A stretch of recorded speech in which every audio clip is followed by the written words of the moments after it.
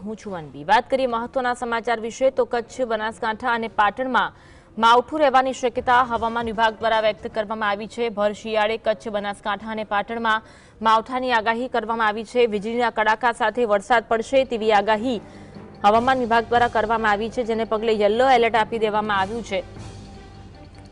Western ડિસ્ટર્બન્સના કારણે માવઠું રહેવાની શક્યતા વ્યક્ત કરવામાં આવી। આગામી 24 કલાક બાદ 2 દિવસ ઠંડીના જોરમાં વધારો થશે અને ભર શિયાળે માવઠું પડશે તેવી શક્યતા વ્યક્ત કરાઈ। અમદાવાદમાં 16.8 ડિગ્રી તાપમાન નોંધાયું છે। નલિયામાં સૌથી નીચું 10.4 ડિગ્રી જેટલું તાપમાન નોંધાયું છે। ભર શિયાળે માવઠાની આગાહીથી ખેડૂતો ચિંતિત જોવા મળી રહ્યા છે। વેસ્ટર્ન ડિસ્ટર્બન્સના કારણે કચ્છ, બનાસકાંઠામાં વરસાદની શક્યતા વ્યક્ત કરવામાં આવી છે, જેને પગલે યલો એલર્ટ પણ આપી દેવામાં આવ્યું છે। તરફ શિયાળો ચાલી રહ્યો છે, પરંતુ તેની વચ્ચે વરસાદ પડશે તેવી શક્યતા હવામાન વિભાગ દ્વારા વ્યક્ત કરવામાં આવી છે। માવઠાની શક્યતા હવામાન વિભાગે વ્યક્ત કરી છે, જેના કારણે ખેડૂતોની ચિંતામાં વધારો થયો છે।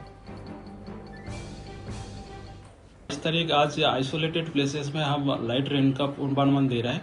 इसमें लाइट रेन आइसोलेटेड प्लेसेस में थंडरस्टॉर्म विथ लाइटनिंग होने का संभावना रहेगा नॉर्थ गुजरात रीजन में।